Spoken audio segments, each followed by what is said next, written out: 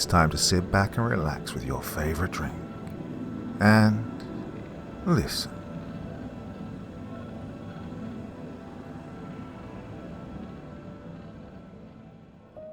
One summer at the beach, I met a girl I liked who invited me to meet her on the beach one night. Something was very strange about her though, and I've never been the same since. The Girl from the Deep by Corpse Child. I met Carly 2 years ago. I remember how we met too. It was honestly a bit of a freak occurrence. At the time, me and a friend of mine, Caleb, were spending the summer in his grandparents' old beach house up in Myrtle Beach. I remember I was standing in line at the movies, wigging out to Caleb about the new Halloween movie. Hey, I heard it was directed by the dudes who made Saw, I remember shouting in his face. Yeah, the suck-ass ones, he said, scoffing. Remember how I was even jumping around like a little kid, hopped up on too much candy. Oh, come on, can't we just watch the new Conjuring movie instead? I remember looking at him like, please tell me that was a bad joke. It was no small secret, I was not a fan of those movies. Oh, really, dude, I chided condescendingly. What? What's wrong with it? It's based on a true story. I made a fake, oh, I'm so scared face. He rolled his eyes and added, at least it might have some actual scares in it. I've heard the new Halloween is just a gore fest. As if, I scoffed. Come on, how can you beat a classic like Halloween? In my excitement, I ended up bumping right into the girl in line behind me. This caused the both of us to end up toppling over onto the ground, me landing where else but right on top of her.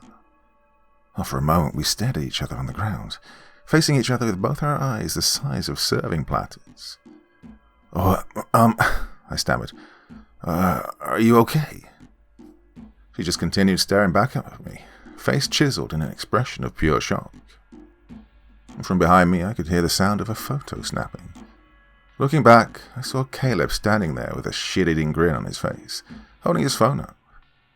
Seeing this, I scrambled off of her and to my feet.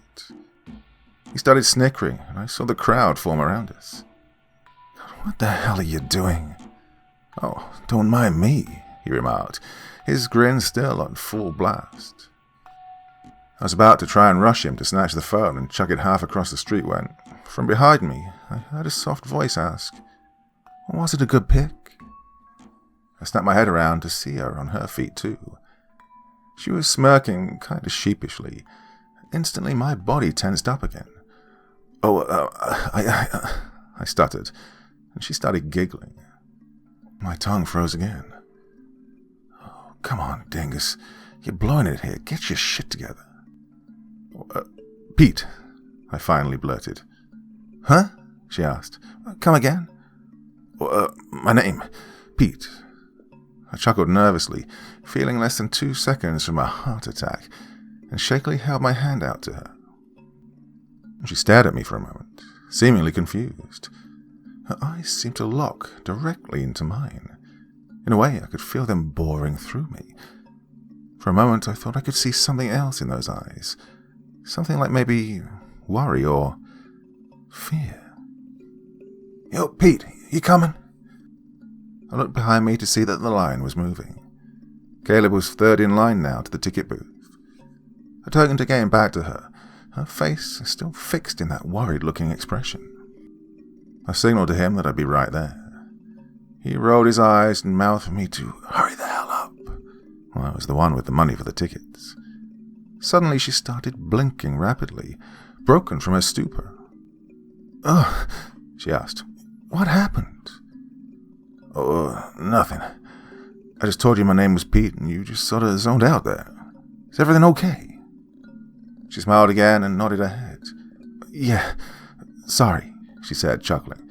Sometimes I just get lost in myself, you know? Oh, I'm Carly, by the way. Oh, well, you want to join me and my buddy? We're going to see the new Halloween. Oh, sure, why not? She smiled and I bit my lip. I remember getting to the ticket booth and Caleb looking at me confused before then grinning, knowing I'd just scored a date with my little embarrassment. Well, the movie was enjoyable enough, but of course I was barely even concentrating on it. See, I'm one of those people that will actually talk during a movie, even in theaters, despite almost getting into a fistfight with some of the other patrons on certain occasions because of this.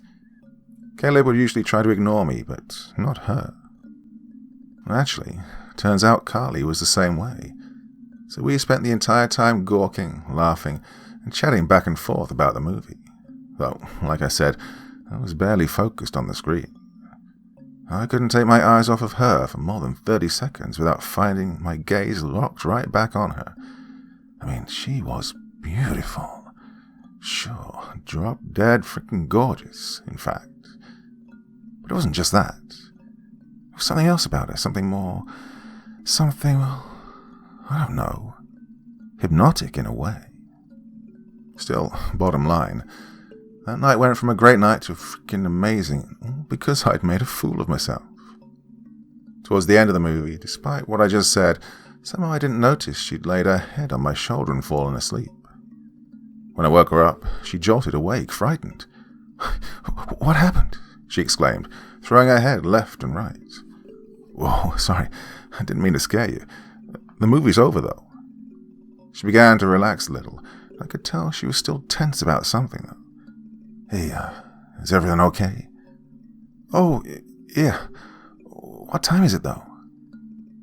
I looked at my phone. 12:30. Her eyes bugged out again. "Why? What's wrong?" "Oh, shit, my folks are gonna kill me. I was supposed to be home an hour ago." She started ruffling her hands frantically through her hair. "Hey, it's okay. If you like, I can give you a..." "No," she blurted out, startling me. "I mean, that's not necessary. There's really no trouble," I said, trying to be reassuring, and pretty obviously failing. She shook her head and said, "No, really, it's fine. It's better if I just go ahead and go. I don't live that far away anyway. Plus, I stand a better chance of sneaking by unnoticed if I don't have another person announcing my presence, you know." "Oh, yeah," I conceded. "Well, I had fun tonight."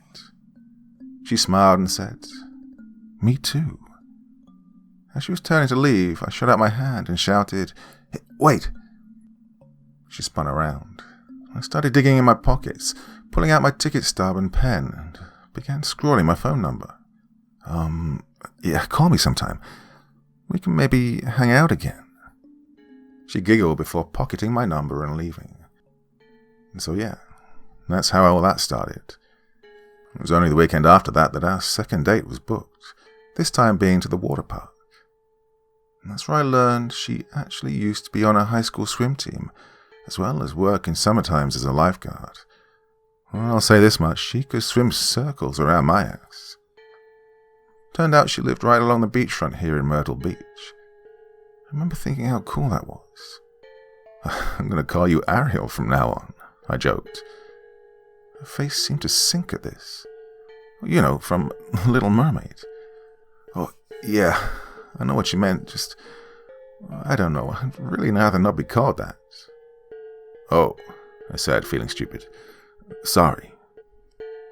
She shook her head and grinned again. "Don't worry about it. Want to get some ice cream?" I immediately jumped up with a resounding hell yeah. Just like at the movies, the date went awesome too. Spent the entire day splashing around at the water park like little kids. Well, soon 6 o'clock rolled around and it started to get dark. That's when Carly insisted that she leave. "Are you sure? I mean, the park's open for another couple hours." "Yeah, I think it's better I go ahead and head back though." She winked and added, smiling, "It'd be nice to avoid another incident like last time, right?" "Oh, yeah," I said. "Good point." I sighed, disappointed. I was really hoping to stay until closing. They turned the hot tubs on at 7 up until closing. She walked up to me, smiling, and put her arms around my waist, whispering in my ear, "I had fun with you though, handsome." Following this, she planted a kiss on my cheek that caused my heart to stop. She then turned and left, leaving me standing there, slack-jawed. That night I was up, tossing and turning. Couldn't help it. I could not stop thinking about her.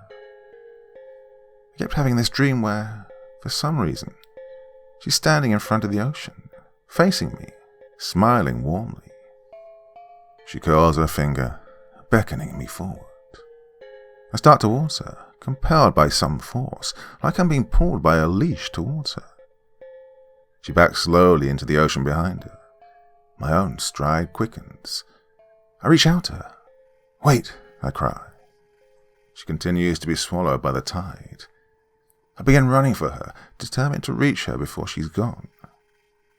Just before the ocean swallows her, I leap forward, hurling myself head first like a spear into the water. Instantly, everything around me becomes black. I'm heading downwards, face first, into a black, boundless, fathomless abyss. I hear nothing. My ears feel like they've been stuffed with cotton. My arms and legs feel like feathers on my body. Despite this, my lungs don't burn. In fact, I don't feel my lungs anymore. Instead, I feel a sort of resonance around me, a sort of beating, like from a giant drum, pounding all around me. It gets more and more intense, and I begin to feel sharp pains shooting across the sides of my neck. From below, I see thousands of human-looking figures swimming up from the abyss below. They begin circling around me. My vision becomes blurry, rounded in a way. I look at my hands to see that there's now skin in between each finger, forming webs in between them. I'm shocked, horrified, and yet I'm unable to scream. The people close in around me, and I can see them clearly now. They're tall, green, and scaly, with palpitating gills on their necks and webbed hands. Each and every one of them look the same, like the gill man from the creature from the Black Lagoon. One of them, a female, judging from the appearance, or at least the aquatic resemblance, of breasts. I just float, seemingly suspended in place, defying gravity in the dark, murky depths of the ocean. The fish creature's eyes lock onto me. I'm once again spellbound. She puts her webbed hands around my face, puckers her scaly lips, and... "Pete!" I was instantly pulled out of the dream. I was standing outside on the back deck of the condo we were in my boxers. Whoa, how the hell did I get here? "Pete, bro, what the heck's going on with you?"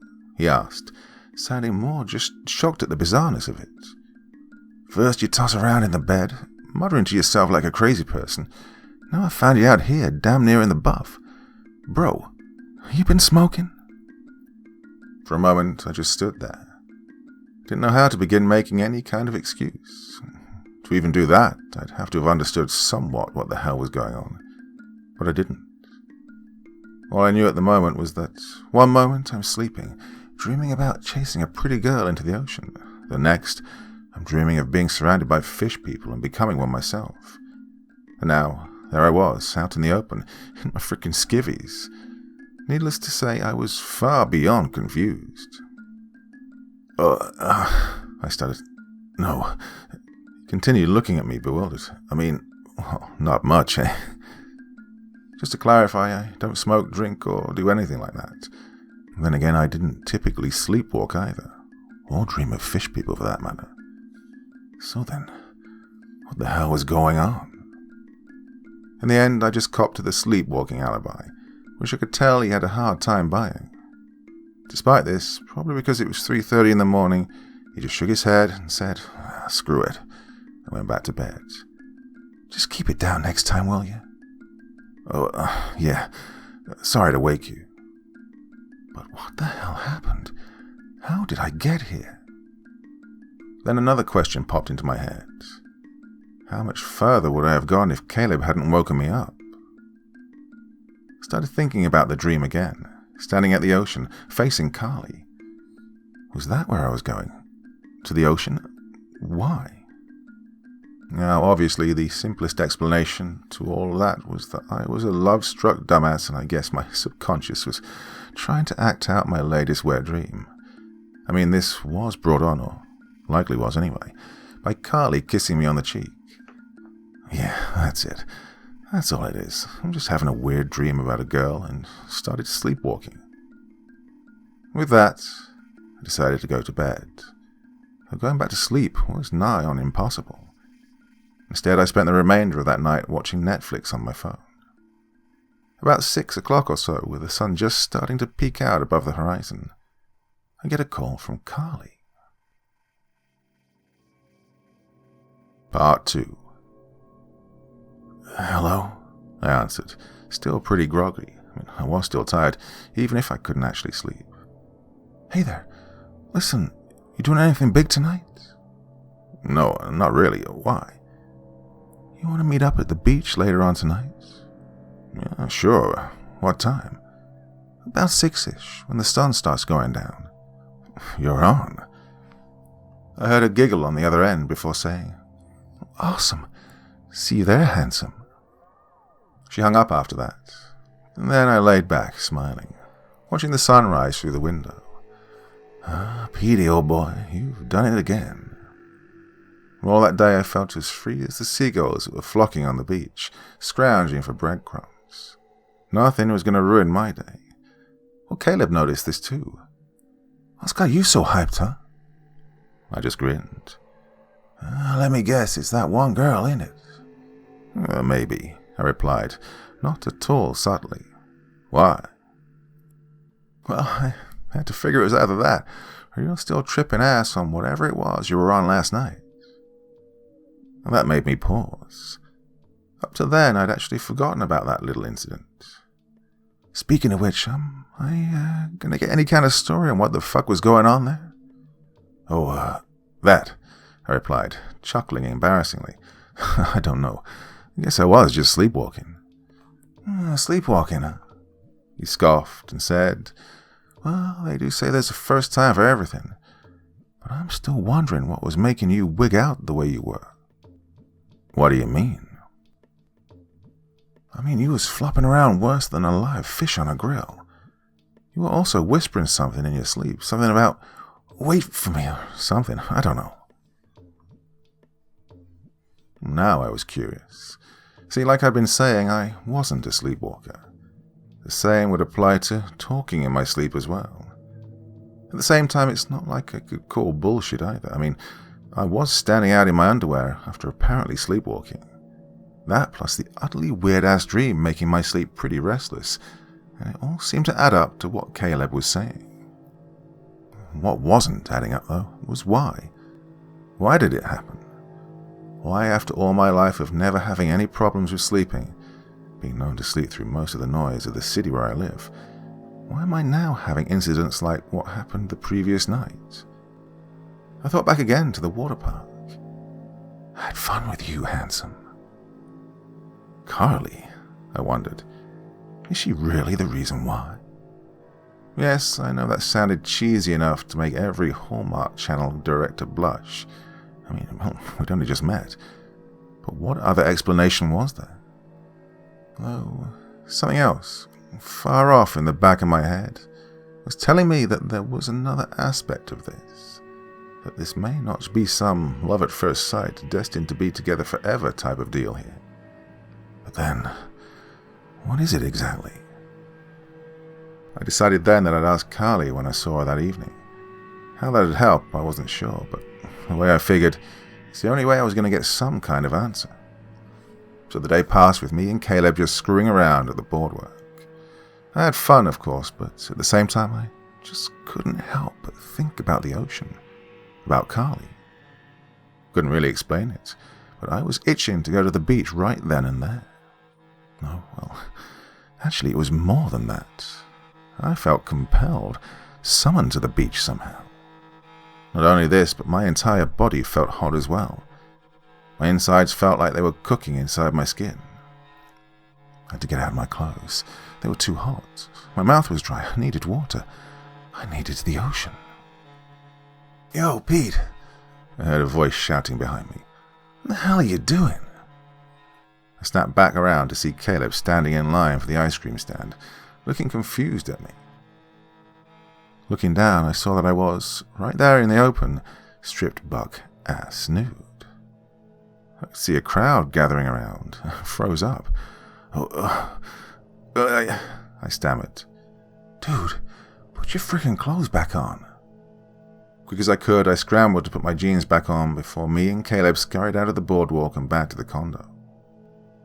We made it back, after slamming and locking the door, making sure the cops were on their way. He instantly started pressing me as to what had just happened. I don't know. I swear to God. Look, he said, exasperated. I need you to be straight with me, okay? Are you high right now? Are you stashing any drugs around here? God, what's gotten into you? Because you're really starting to freak me out a bit here. I shook my head. I'm telling you, I don't know. I'm not high. I just don't know what happened. Okay. Well, can you at least tell me what was going through your head when you decided to just up and present yourself for God and the world to see? I don't know. I felt hot, like I was in an oven. I felt like I was wanting to get out of my skin. I remember wanting to go to the ocean really badly for some reason, like I was being, I don't know, called to it. He stood, blinking at me in confusion. That's all I remember. I'm serious though, I'm not high.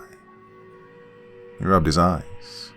He was just as lost as I was, if not understandably more so. So, let me get this straight here, he said, sighing. You're feeling called to the ocean, and you feel like your skin's too hot, which then makes you wander off and strip out in the open. Well, twice now. All of this, and you're not high. My face fell into my hands.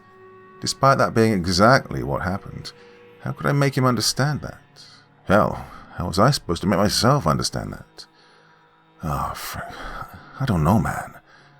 I cried through my palms. He sighed and said, Look, bro, we've been buds since high school, okay? You know you can tell me shit. I got your back. Just tell me what's going on. I don't know, I exclaimed. How many times do I have to say it? I don't know. Ever since last night, after Carly left the water park. He interrupted, a grin parting from the corner of his lip. So that's what this is all about. Why didn't you just say that in the beginning? Say what? That little girl's got you by the balls. He threw his head back then and cackled, but I wasn't amused by this. What are you talking about? Oh, come on, dude. Ever since you bowled her over at the movies, you've been going nuts about her. Now, after seeing her at the water park, all dolled up in a swimsuit, well, you're freaking whipped. He chuckled again. Whatever, man. Screw this, he said, getting up and stomping towards the door. I felt his hand grab my shoulder, stopping me. Oh, where the hell do you think you're going? Out, I snapped, agitated at his snide remarks. As well as this, I started feeling hot again, stuffy, really hard to breathe. He started rapping his knuckles on my forehead. Hello? Anyone home? You just forget that the cops are probably looking for you after that little stunt at the boardwalk. Look, I'll be fine. Just move. I batted his hand away and continued for the door. I could feel my legs now getting lighter and lighter, weaker. Will you plan to tell me where you're sauntering off to? I glared at him. My vision started to blur a bit, but I could still see him. The beach. There, happy now, Dad? I opened the door. Outside, the sky was starting to turn a bright, burning orange. The sun was going down.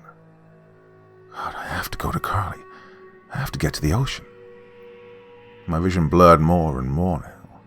My head began to spin. God, I felt so hot, so dry, I was burning up.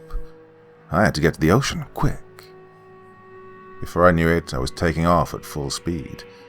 My mind was blank. Only one thing occupied my focus. Getting to the ocean, seeing her. My legs were weak and my lungs were all but flaccid, but I didn't care. I was going to get to the beach, to the ocean. The world around me started to warp, looking more and more rounded. The closer I got, the hotter I felt, inside and out. Imagine the way the waves would cool me off once I'd made it. It'd feel like being a fish.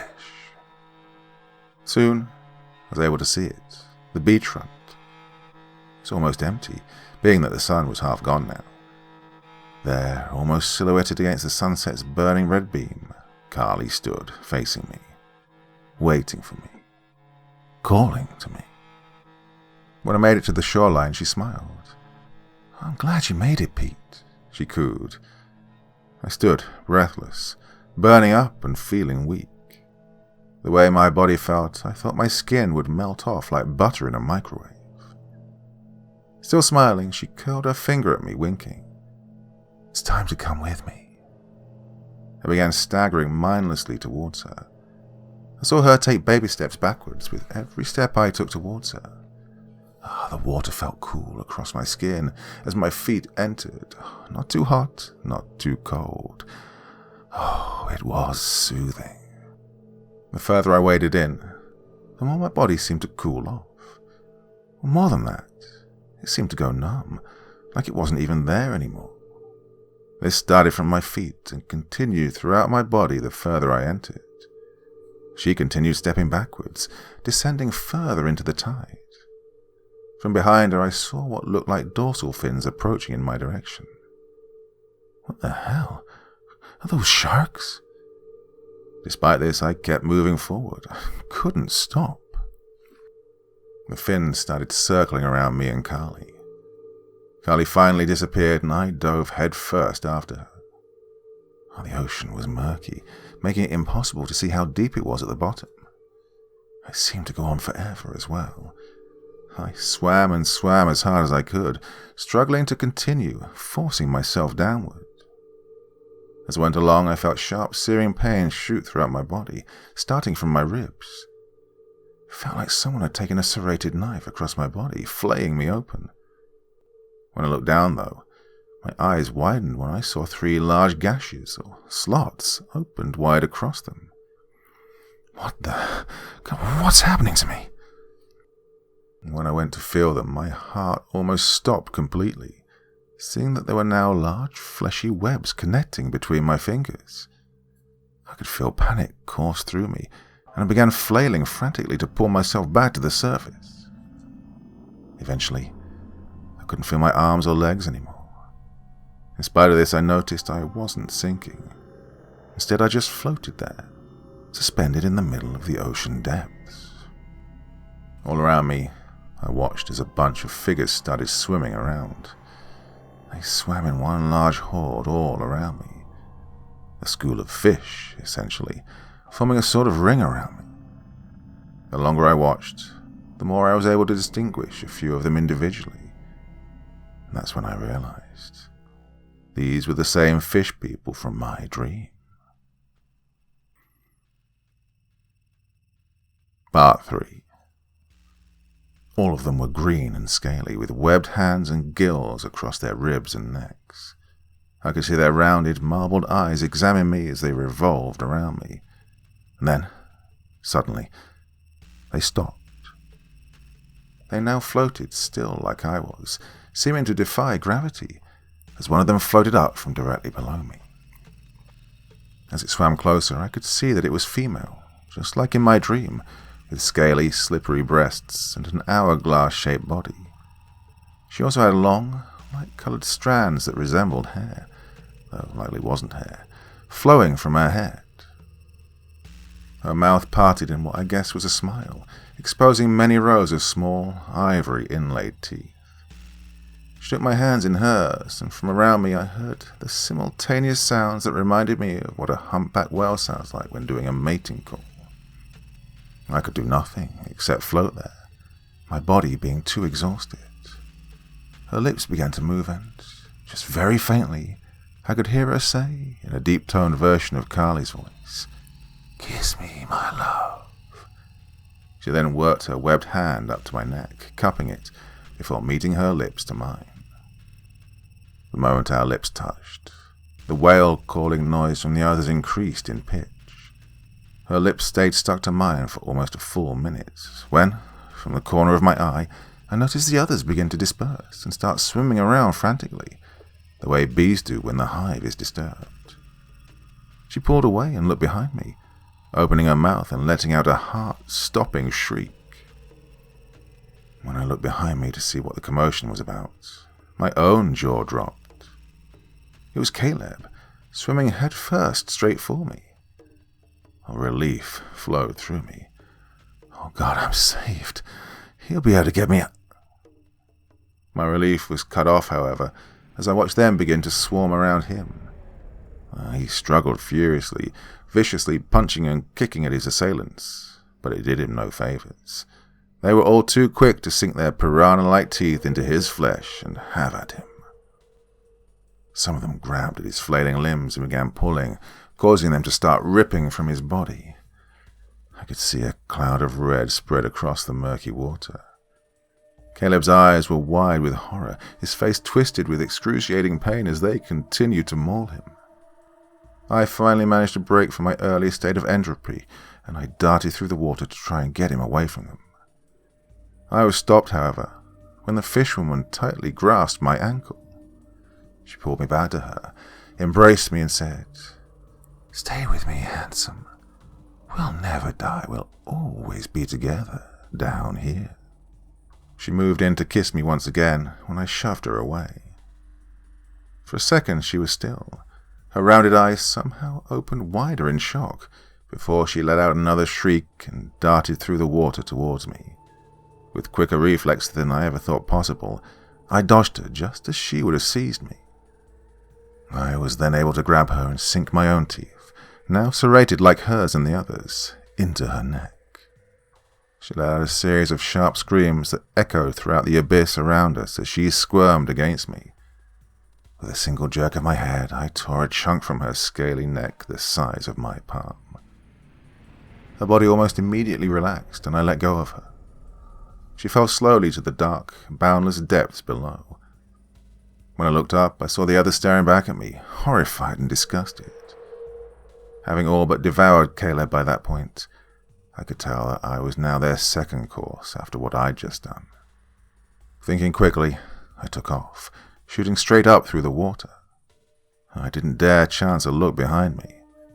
I didn't need to, their enraged shrieks signaling to me that they were gaining on me, and fast. I focused solely on the surface of the ocean, and soon I was able to see it, the surface. With one final push, I did it. I broke the surface, and from there I quickly scrambled back to the shore before collapsing, exhausted once again.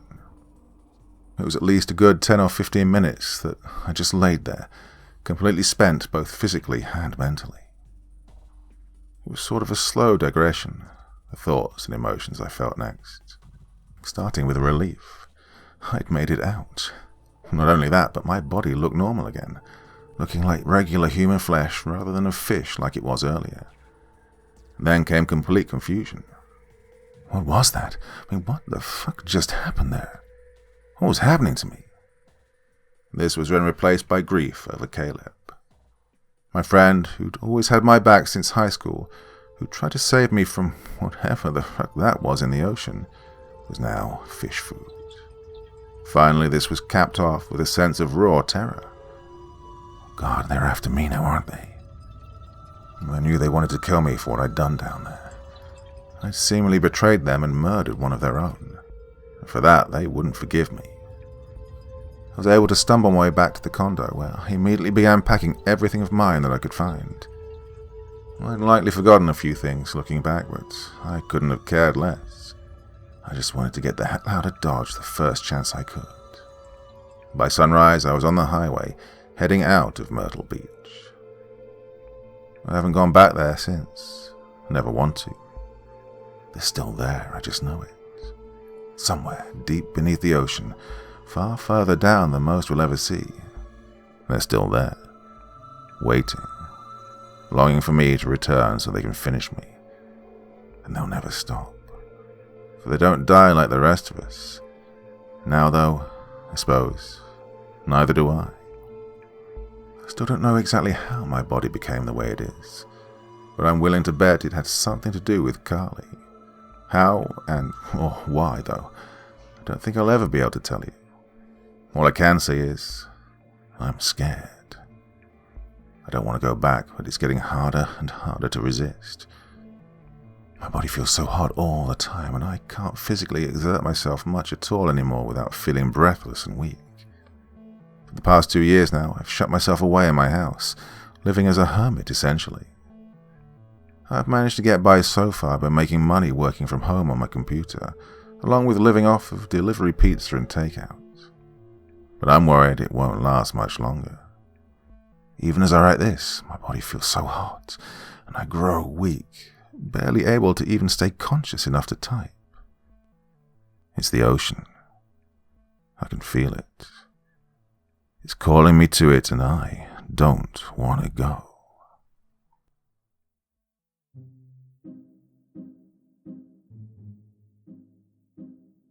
So something a little bit out of left field there for you. Really intriguing, interesting story. Another one from Corpse Child there. Done quite a few of this author's stuff recently.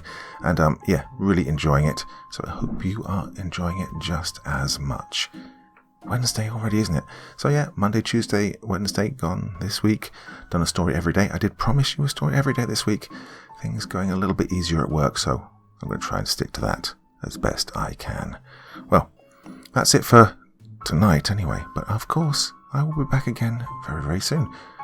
Try and do something for you here on the main channel tomorrow, but of course there will be a podcast. I missed out last week because I was over in England and things just got way too busy. But yeah, podcast and a story here. 2 for 1 evening. You can't get much better than that, can you? Anyway, enough for tonight, my dear friends. Till the next time, very, very sweet dreams and bye-bye.